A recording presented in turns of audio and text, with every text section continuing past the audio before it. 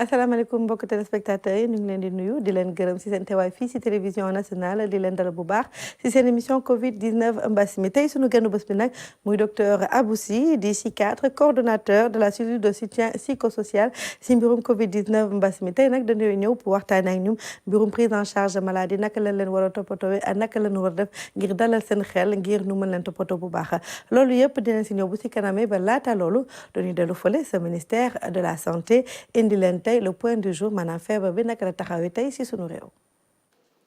ci bésu tey bii di alxames di fanweeri fan ci weeru avril 2020 ministère de la santé et l'action sociale jot na résultat yi ci examen virologique yi ci junni ak téeméer ak juróom-benn fukk ak benn ci test yi nga xamante ne réalisé nañ ko. juróom fukk ak benn dellusi nañu am doomu jàngoro ji yooyu nag ñu ngi tëddee nii ñeent fukk moom la ñuy wax contact yi nga xamante ne suñu bëri bu liggéeykaay yi ñoo leen di saytu fukk ak benn moom la ñuy wax transmission communautaire ñu ngi leen di gis ci diwaan yi benn ca Mbao benn ca Maris juróom-ñett ca Touba Mbacké benn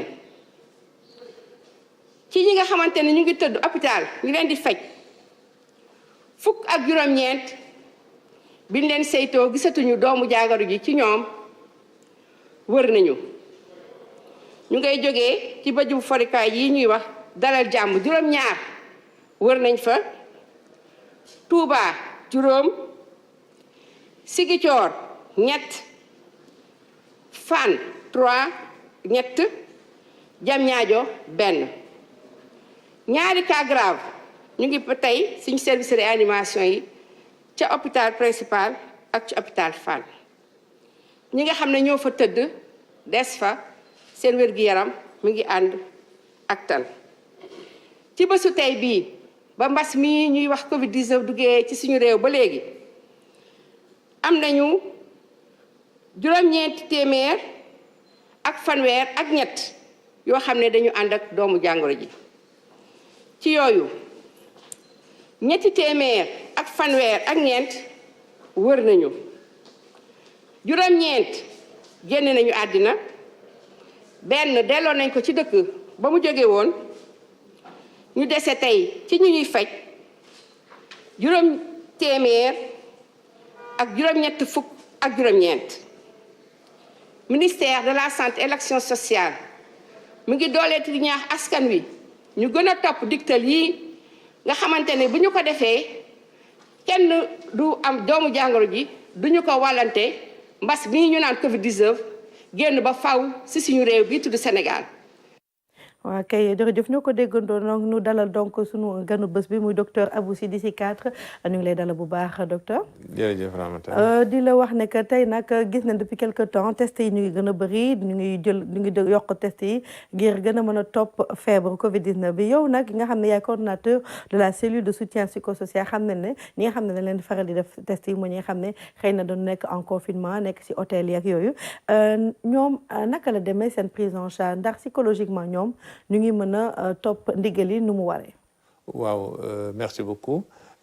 fu mu nekk nii ñi nga xam ne ñoo ngi ci confinement yi ñun ñoo ngi leen di suivre di leen woo di xool seen wér-gu-yaram di xool ni ñu toogee ak di xool seen i besoins donc di leen accompagner psychologiquement et socialement d'ailleurs on a tey ji rek ak semaine passée def nañ le tour des réceptifs hôteliers yi nga xam ne ñoom ñoo am les sujets qui sont confinés. donc ñoo ngi góorgóorlu di gën a yokk les conditions pour ñu nekk naa de bonnes conditions environnementaux d'abord mais physiques et psychologiques. d'accord mais suivi boobu ngeen def ci 14 régions yi ngeen ko def. waaw cellule bi léegi installé nañ ko dans les 14 régions donc c'est région bu nekk am na cellule de soutien psychosocial. d'accord yéen lan mooy seen liggéey ci prise en charge justement muy maladie muy ñi nekk en confinement lan mooy seen liggéey. waaw liggéey bi xam nga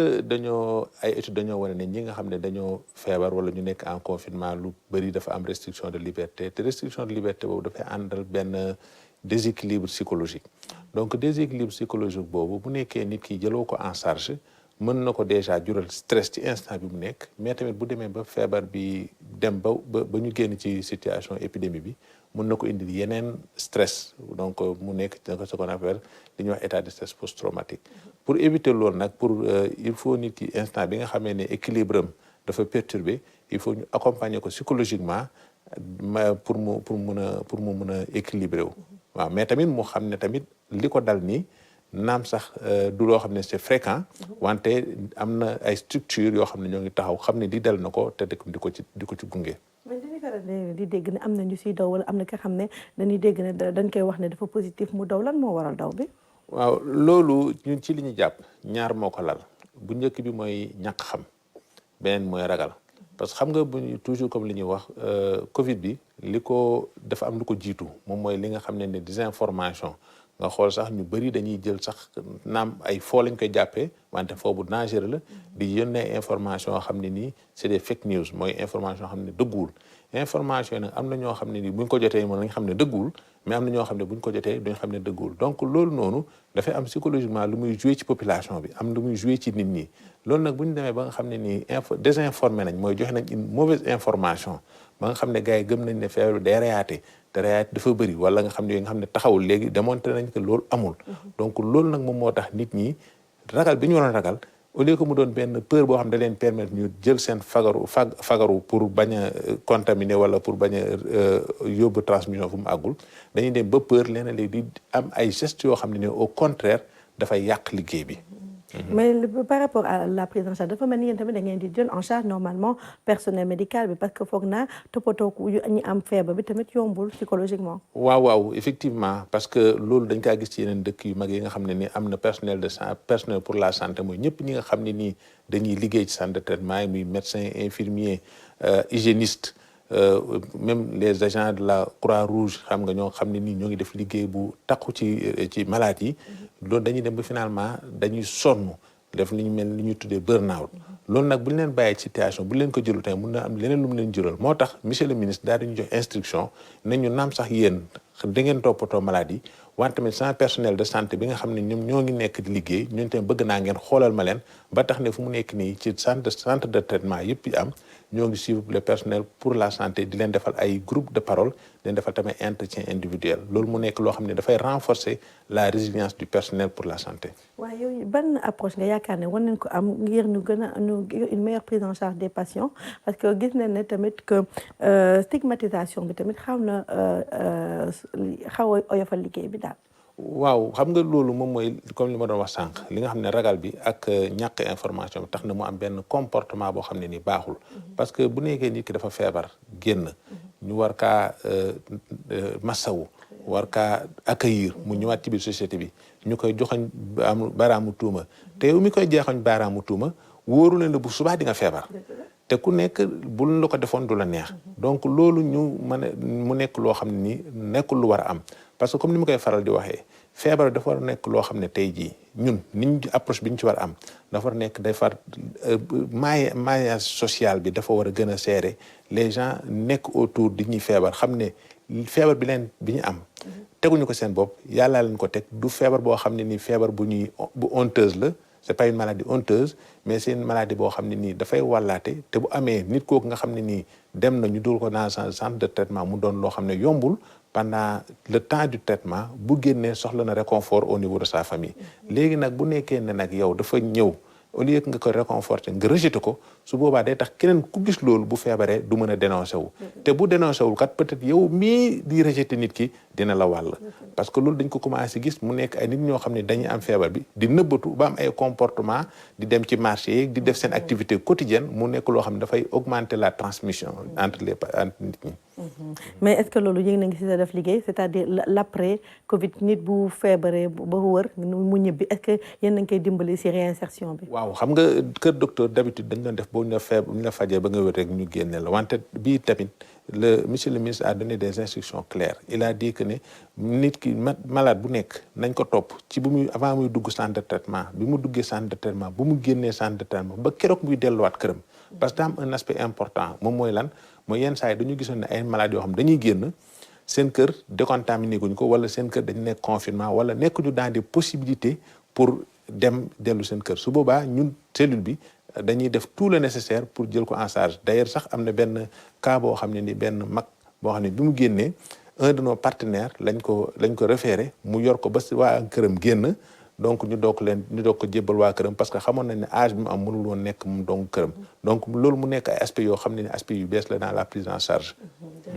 kon nag tey lan ngay dénk askan wi malheureusement émission bi neex la waaye dafa xaw a gàtt tey. waaw comme la ñuy wax rek bon li may faral di wax mooy que ne dañu nekk ci benn état boo xam ne nii feebar bi lii tax mu jóge fii moom mooy ñun ñëpp ñu doon benn ñu rassembler autour de l'essentiel. ñu xam ne nii fu mu nekk nii les guerres d'idées les débats d'idées mën nañ ko def dans les chambres dans les salons les guerres dans les ci tranchées yi mën nañ ko def mais nañ xam ne buy raw dëkk bee raw buy mucc dëkk bee mucc bu leneen am tamit loolu moo tax ñu ne gestes yi nga xam ne nii wóor na ne moom ku ko def yàlla mën na laa musal ci feebar bi nañ ci gën a taxawaat wante tamit nañ rassembler encore autour du personnel pour la santé ñi nga xam ne ñooy combattre maladie bi ak yeneen tous les aspects parce que c'est une maladie à prise en charge multidimensionnelle ñu def lépp daal di koy def pour xeex feebar mu jóge fii inchallah jërëjëf vraiment merci beaucoup docteur Aboussi di psychiatre di coordonnateur tamit de la cellule de soutien psychosocial di am liggéey bu mag a mag bu muy def si mbirum prise en charge maladie ak personnel de santé yi nga xam ne ñooy toppatoo maladie léegi nag dañ def lu du dem fële si chapiteau ba fekk sunu naataango di Oumou Kalsoum Sall ngir Allo Diaspora Oumou Kalsoum Sall na nga def. Ramata maa ngi lay nuyu di nuyu suñu mbokku téléspectateurs yi di am mbégte bu baax dellu siwaat tey ci suñu rubrique Allo Diaspora. tey lan ngay waxtaanee ak loo fa indil. waaw suñu rubrique Allo Diaspora tey nag dañuy dalal ambassadeur Sénégal bi nekk ci réewu Égypte mooy son excellence Elissi Bey moom la ñu fas yéene waxtaanal tey. xam nga ni bi situation bi mu tàmbalee ba tey demaguñu woon Égypte te Égypte bokk tey jii ci réewu Afrique yi nga xam ne ni fa la maladie bi gën a dugg maanaam bu ñuy xool ci wàllu ñi fa amee feebar bi kon nag tey suñu ambassadeur bi dañuy dalal ngir waxtaan ak moom ngir xool rek tolluwaayu situation bi foofu excellence maa ngi lay nuyu. Bonjour madame Sarr ñu ngi lay fay. di am mbégte bu baax dalal ci suñu rubrique Allo Diaspora boobu ba tey ñëwaguñu woon Égypte xam nañ ni feebar bi tamit dugg na fa ñu bëggoon xam ci tey jilee situation bi foofu à ce jour lan lañ ci mën a jàpp. Égypte pays africain yëpp moo ci ëpp cas bon tax mu ëpp ci cas nag ça c'est logiquement parce que mooy pays bu gën a rëy ci Afrique en termes de population parce que on est 100 millions sur 100 millions. Aujourd'hui, on est à 5000 cas. Donc, je pense que c'est vrai qu'au regard du nombre, ça peut poser des problèmes, mais en réalité, comparé à la c'est tout à fait normal. Pas normal, pour moi, c'est compréhensible. Parce que le rythme de contamination, c'est un rythme pour le moment, il y a l'autorité. Donc, et sur les 5000, pratiquement, on est à 1800 cas de guérison. D'accord alors excellence ci wàllu tamit xeex ak feebar bi yan mesure la ñu mën a jàpp ci yi nga xam ne ni jël nañ ko foofu. Affaire bi commencé comme tous les pays l'Égypte a fermé ses frontières mooy frontières yëpp mooy terrestre maritime ak aérien alors ñu jël aussi des mesures de genre couvre-feu boo xam ne ni à partir de 18h 19 lañ ko jëloon mais avec weeru koor gi yóbbu nañ ko 6h du matin. Bon, maintenant aussi, comme pratiquement, on a limité un peu les voyages inter qui fait que pour nous jouer corps, ça a été fortement impacté. École yu aussi, je pense que c'est le cas pour tous les pays. Donc, grosso modo, c'est le même dispositif à la limite comme le Sénégal. ci situation bi nga xam ne ni ci dañu toll ñoom lan la ñu mën a jàpp ci ñoom ci doomu Sénégal yi nga xam ne ni ñoo nga fa. Je gère le Caire et ce qu'on appelle les juridictions muy 6 pays donc en Jordanie, Soudan, Érythrée, Israël, Palestine ak Syrie. Donc c'est ces 6 pays-là que nous couvrons. Donc, heureusement yàlla mu ngi sutural vraiment ñu ngi ko ciy sant amul benn cas. Donc aussi bien en Égypte qu'en les pays de la juridiction. Parce que comme vous le savez ñun juridiction même suñ ci mën présent dañu am ay consul honoraire yoo xam ne ñu représenté ñoo xam ne ni vraiment ñu ngi rafetlu seen teewaay parce que surtout temps confinement si lañ gën a mesurer parce que sunu kàddu mën na yegg fenn temps mu ko yegg fépp donc ñoom ñu nekk les relais les plus efficaces pour le moment donc amul benn cas boo xam ne ni ñàkk ko ci Égypte ak pays juridiction. bu ñuy xool tamit seen nekkin foofu xam nañ ni ñu bëri comme ni nga ko waxee foofu ay étudiants lañu ci jamono yi nga xam ne ni daanaka dañu dakkal jàng bi ñoom tamit lan la ñu mën a jàpp ci seen nekkin foofu. Évidemment c'est difficile parce que pourquoi c'est difficile parce que étudiants yi comme vous le savez au-delà des études souvent dañu nekk ñoo xam dañuy ñafe soo xoolee sax pays arabe prenez le cas de la Jordanie étudiants yi fa nekk ñu ci bëri amuñu bourse déjà donc bu doon taxalee mu continue français jàngal cours particulier loolu lañ daan def mais malheureusement avec le Covid ku doon jàngale sax doo duñ bëgg te nga dugg këram au niveau de l'ambassade avant même la mise en place du fonds Covid bi ñun as tuut liñ moom mooy na ko secours aide secours bi ñu ko jàngale doon nañ ko bokk ak ñoom en attendant vraiment la mise en place du fonds Covid que nous avons reçu. waaw ci fonds boobu sax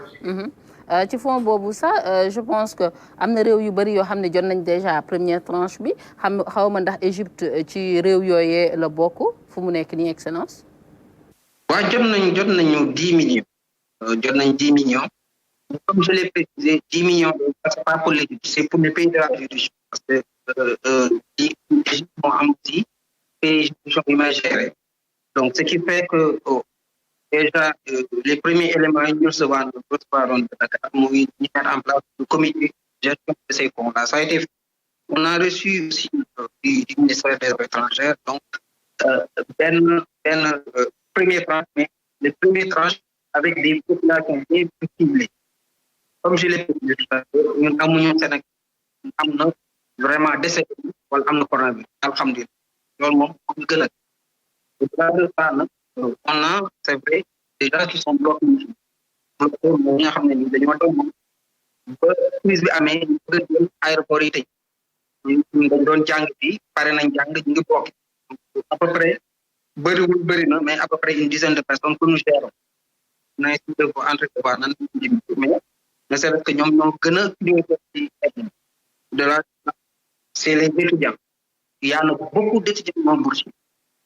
la chance que j'ai eu comme je l'ai précisé tout à l'heure mooy comme bureau étudiant bi dafa nekk je peux facilement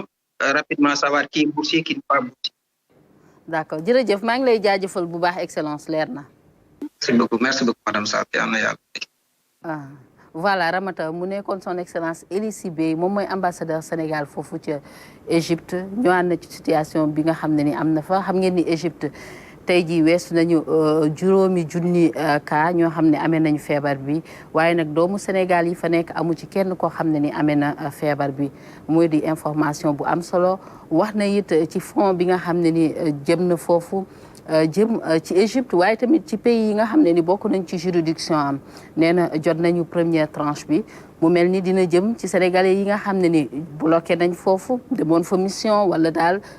mesures yi fekk leen fa ba mënuñoo ñibbisi ñooñu ci la ñu bokk ak étudiants yi nga xam ne ni ñoo nga fa te amuñu bourse wax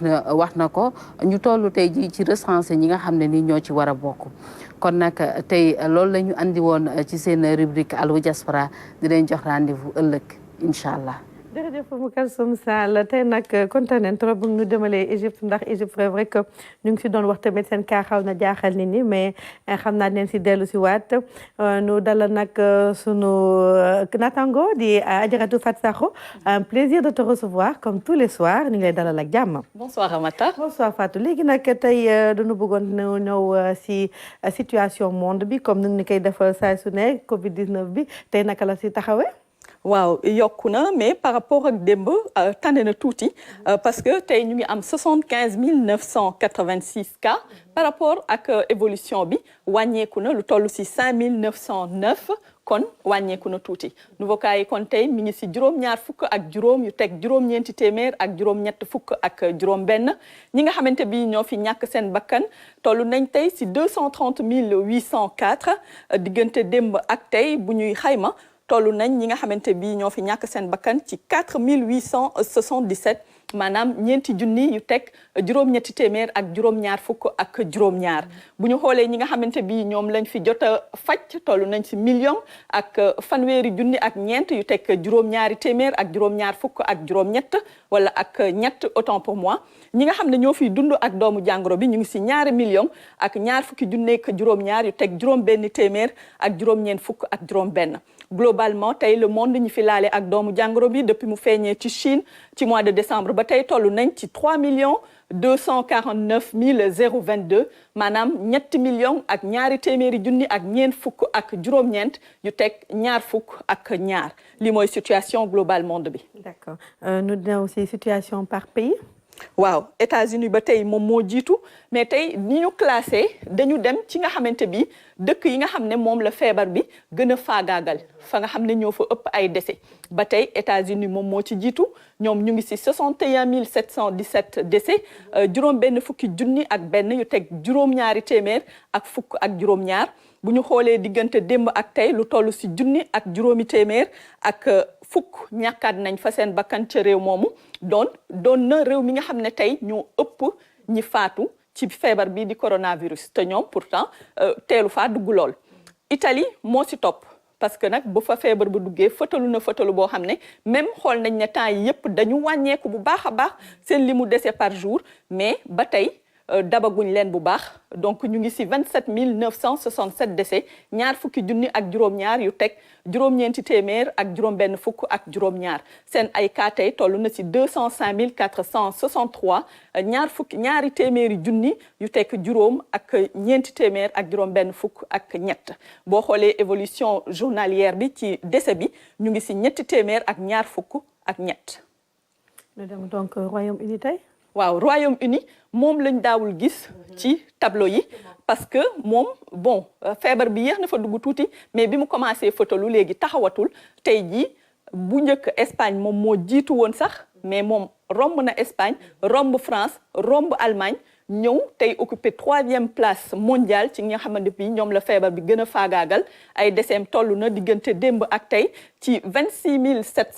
771 évolution journalière bi mi ngi ci juróom benn téeméer ak juróom-ñaar fukk ak ñeent cas ya fa am donte bariwul torop par rapport ak ñett gis nga Espagne mi ngi fële wante mi ngi ci 239 000 moo ko ëpp ay cas mais moom ay décès tey dafa romb bu baax ndax dafa prendre woon en compte ay parties yu bari yoo xam ne ci réewam ne dafa amoon ñu fa faatu ci Covid bi diggante bërki démb ak démb bi mu calculé nag moo tax mu fëtalu yëg nii. Espagne gis nañ ne diggante démb ak tey lu toll ci ñaari téeméer ak juróom benn fukk ak juróom-ñett ñoom ñoo fa faatu ci feebar bi ba mu dooree seen réew ak léegi ñaar fukki junni ak ñeent ak juróomi téeméer ak ñeent fukk ak ñett ñoom ñoo fa faatu tey seen ay cas mi ngi ci 230 639. D'accord nu ñëw ci sunu continent Afrique. waa Afrique bon ba tey wàññeeku waat na tuuti évolution bi waaw wàññeeku na lu toll ci juróomi téeméer ak ñaar fukk ak juróom-ñeent li fi laale ci doomu jàngoro bi diggante démb ak tey toll na ci junni ak juróom benn téeméer ak juróom-ñeent fukk ak juróom benn ñoom ñooy nouveau cas yi ñi nga xamante bi ñoom ñoo fi ñàkk seen ay bakkan toll na ci 1368 donc bu ñuy xool diggante démb ak tey lu toll ci ñeent fukki nit ak ñett dolleeku nañ ci ñi nga xamante bi ñoom ñoo fi faatu woon bu ñuy def rapport évolution bi nag wàññeeku na tuuti lu toll ci ñeent fukk ak juróom-ñaar. Ah bien. Nu ñëw ci situation par pays. situation par pays bu ñu xoolee ba tey Afrique du Sud moom mujjee tey. ah waaw il faut ñu changer tuuti nag parce que Afrique du Sud dañoo sonn xam naa ci occuper première place donte ci cas ñoom ñoo ëppale parce que ñu ngi ci 5648 cas mais ci wàllu ñi nga xamante bi ñoo fa faatu quand même ñoom ñoo fi gën a néewle ci ñu jëkk ñi mais ñoom ñooy ñeenteelu place quand même ci continent bi par rapport ak li des yëpp quand même bon mi ngi ci peloton bi ba tey donc bu ñuy xool ñi fi gën a faatu wala dëkk yi fi gën a sonn ci feebar bi ci wàllu ndeetali Algérie moom moo ci jiitu donte ci ñeent ñi nga xam ne ñoom la ñuy affiché tout le temps moom moo ci mujj parce que mi ngi si 4006 cas ñeenti junni cas ak juróom benn mais ay ñi fa dee fekk toll nañ si ñeenti téeméer ak juróom fukk quand même takku na bon ñi fa gaañu diggante démb ak tey toll na si juróom benn nit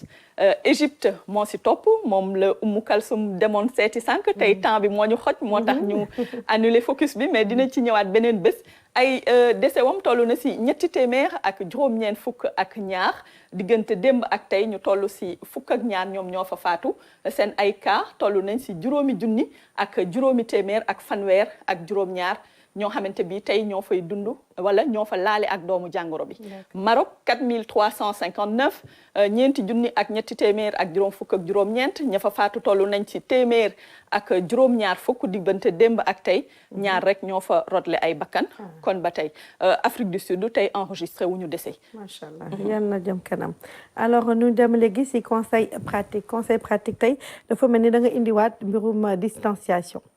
waaw tey CEDEAO dañ koy tëb ba tey ñu dem ci kii nu mu tudd waaw kañ CEDEAO baa ngi nii waaw ñu dem ci CEDEAO parce que tey c'est intéressant CEDEAO parce que gis nañ ne Gambie dafa enregistré beneen cas bu bees aussi gis nañ ne Guinée moom moo yéeg tey ci ñetteelu place nekk ñetti pays yi nga xamante bi ñoom ñoo ci gën a fës ginnaaw Ghana ak Nigéria tey Guinée mi ngi ci junni ak ñetti téeméer ak juróom fukk ak benn donc diggante bërki démb ak tey enregistré na téeméer ak juróom fukk ak juróom-ñett fukk ak juróom-ñett ci ay cas donc chaque jour dafay gën a yokku tey nag Nigéria moo enregistré li gën a bëri parce que ñoom diggante bërki démb ak tey am nañ lu toll si 383 cas donc seen ay cas toll na si 1720 junni ak juróom-ñaari téeméer ak ñaar fukk Guinée ni ma la ko waxee sànq ñu ngi si 1351 donc remplacé nañu Côte d'Ivoire si ñett ñi nga xam ne ñoo gën a fës si feebar bi fii ci suñu dendu CEDEAO bi. D'accord. Ñu dem ñëw Sénégal. waaw CEDEAO kii plutôt Sénégal boo ñëwee tey moom bon chiffres yi yéegaat na ba tey par rapport ak démb tey 1161 décès la ñu def. la ñu test la ñu effectué 51 yi ñoom ñoo si positif maanaam juróom fukk ak benn ci loolu lu toll si ñeent fukki cas contact la ñu am.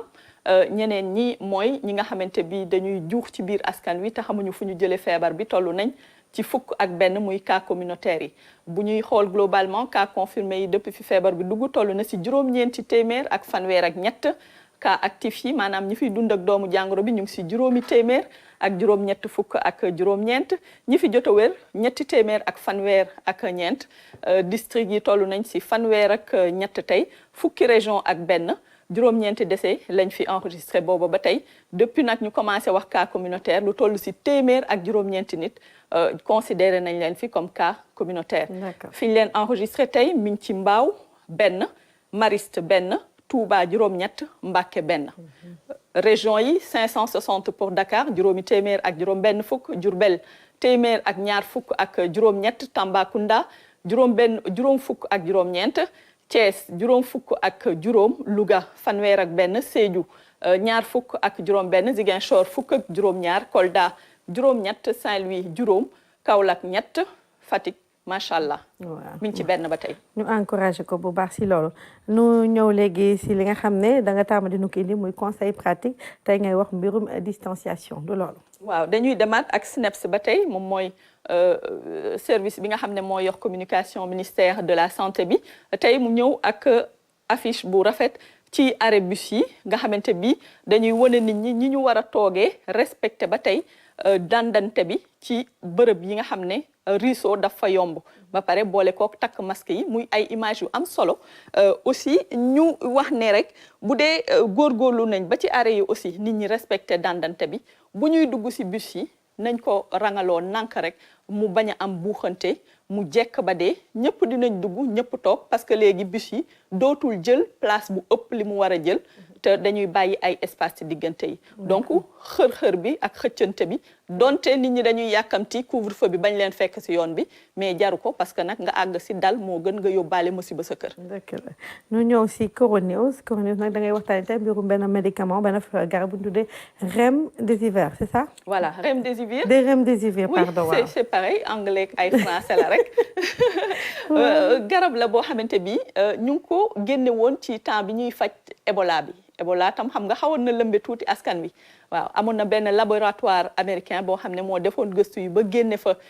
boobu médicament léegi depuis janvier nag am na laboratoire ba ko génne woon ñu ngi defoon ay test di xool ndax dina efficace ci lii nga xamante bi mooy coronavirus bi ndax ci ay at faje woon nañ ko yeneeni façon corona effectivement xëj na mënul efficace à 100% nee nañu mais day wàññi durée faj bi de 31%. donc fu ñu waroon a faj nit ki mu tëdd fa ci hôpital bi si diiru fukki fan ak juróom mbaalu ko ëpp léegi si diiru fukki fan ak benn wala fukki fan garab gi buñ ko boolee ci li nga xamante bi moom la ñuy faje daf koy wàññi donc mu doon une révolution quand même ci li nga xamante bi moom mooy feebar bi xam naa nañ ci ñëwaat si yeneen yi on n'y peut rien à essayer tamit nag ce serait bien d'essayer tamit la nga xam ne war na xalaat ne war na mën a faj aussi d'autant plus que garab bu Afrique xam na ba pare voilà mais nag fi ñu ko essayé boole wuñ ci Afrique de ñu ngi ko essayé Chine dinañ essayer Europe encore ak yeneen bu soobee yàlla organisation mondiale de la santé di kuréel bi nga xam ne mooy yore mbirum wér-gu-yaram moom nag tey indi na encore ay digle mais foog naa daf ko indi si mbirum hygiène si fruits ak légumes ya waaw parce que jamono bi toll nañ si lool bu baax nee na fruits ak légumes dafa doon ay jumtuwaay wala lu ñuy lekk lu am solo donc dañ ko war a sellal donc il faut ñu raxas ko ba mu set wante buñ koy raxas dañuy raxas d'abord suñuy loxo ba mu set sellal leen boole kook saabu ak loo xam ne dina ko gën a setal soog a laal fruits yi raxas leen tamit ba ñu set ak ndox mu sell mu set ngeen surtout nag yi nga xam ne duñ ko togg wala genre crudité ak yooyu dafa am solo torop ñu raxas ko particulièrement je suis tout à fait d'accord avec toi Fatou donc nu góorgóorlu si bu baax raxas bu baax li ñuy dugg si biir yi ndax lu am solo ndax comme xamuñu ndax mën na dund wala mënuñu xamuñu nen farlu moo gën a wër vraiment jërëjëf Fatou kontaan nañ bu baax vraiment si sa teewaay fii si émission bi di leen yëgal nag léegi nii di ngeen am seen émission saytu dina am ministre de l'intérieur di Aly Ngouille Ndiaye ak ministre en charge des transports terrestres muy maître Oumar Youm ñoom ñaar ñëpp dinañ teew si plateau saytu nga xam ne Abdoulaye Bari moo koy animé Abdoulaye Bari nag et ses invités ñoom dañuy waxtaane mbirum mesures yi nga xam ne jël nañ ko dans le cadre de l'état d'urgence destiné à stopper maanaam xeex arrêté li ñuy wax coronavirus bi si sunu réew donc nag waxtaan bu am solo moo leen di xaar léegi tout juste après le générique ñu ngi leen di gërëm di leen sant bu baax si seen teewaay si émission bi di gërëm équipe bi yëpp bi nga xam ne saa su ne ñu ngi taxaw fii ngir nu mën leen tegal émission bi ñu ngi leen ñaanal guddi jàmm